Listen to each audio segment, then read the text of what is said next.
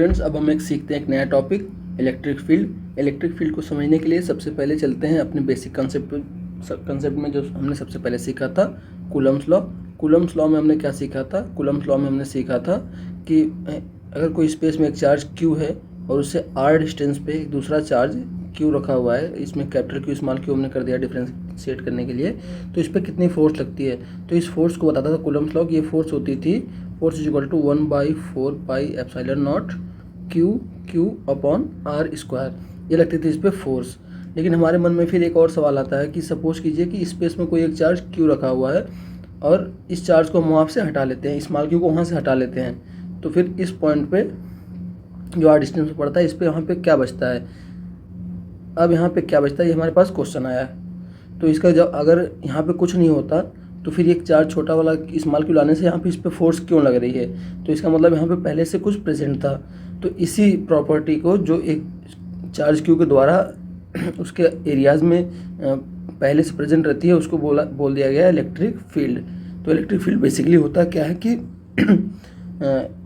It varies with position, it is a distributed quantity, मतलब एक ऐसी क्वांटिटी जो कि स्पेस में डिस्ट्रीब्यूटेड है, जो कि पोजीशन से वेरी करती है।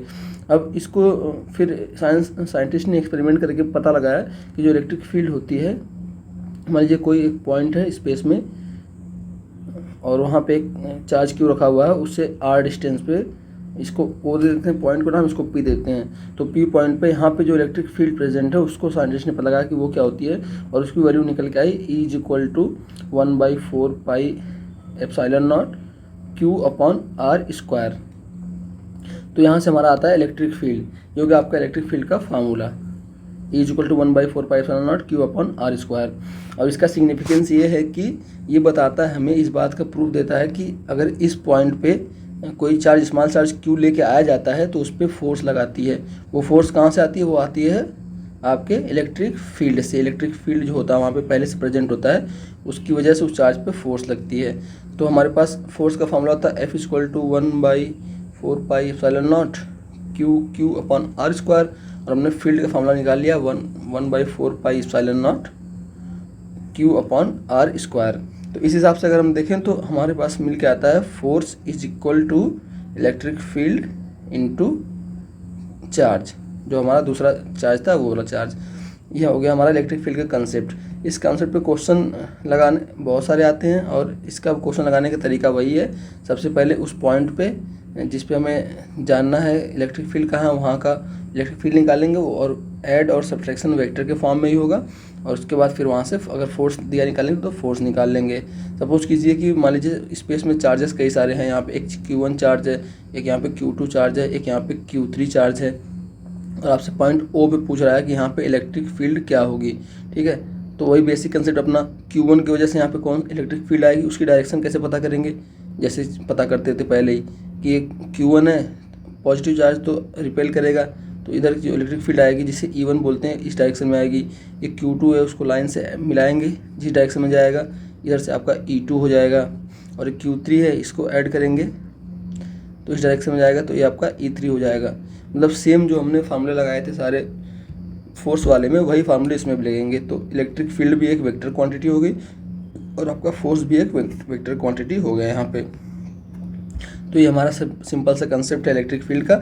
इस पर भी क्वेश्चन सॉल्व करके हम लोग देखेंगे आगे कि कैसे इलेक्ट्रिक फील्ड के क्वेश्चन सॉल्व करते हैं। और एक बात और कि मान लीजिए कोई चार्ज Q अगर है तो उसके सराउंडिंग में इलेक्ट्रिक फील्ड लाइंस होती हैं। इलेक्ट्रिक फील्ड लाइंस मतलब होता है कि वो लाइंस जो दिखाती हैं कि इलेक्ट्रिक फील्ड किस डायरेक्शन में जा रही है इसकी, क्योंकि इलेक्ट्रिक फील्ड भी वेक्टर क्वांटिटी है तो उसकी डायरेक्शन होगी। तो उसके भी दो बेसिक से कंसेप्ट है।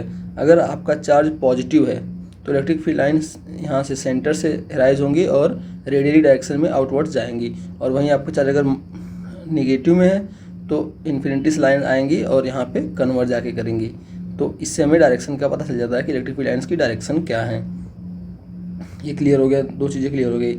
और अगर मान लीजिए कोई एक चार्ज Q है और ये अपने सराउंडिंग में ये एक आपको सर्कल बना के दे दिया और पूछ दिया कि इस जगह पे, इस जगह पे, इस जगह पे, इस जगह पे इलेक्ट्रिक फील्ड की वैल्यूज़ क्या होगी।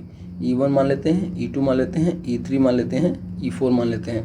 तो ये जो इलेक्ट्रिक फील्ड लाइंस होती हैं वो पूरी स्पेस में 3 डायमेंशनली मूव करती हैं। तो अगर ये आपको सर्कल दे दे या फिर आपको स्फीयर दे दे, स्फीयर तो इस पर बना नहीं पाएंगे, 3D आप थोड़ा इमेजिन करिएगा, स्फीयर दे दे तो उसके रेडियस के लॉन्ग किसी भी जगह पे, चूँकि रेडियस की डिस्टेंस सेम होती है R, तो किसी हर जगह पे इलेक्ट्रिक फील्ड जो होगी वो सेम होगी। तो E1 is equal to E2 is equal to E3 is equal to E4।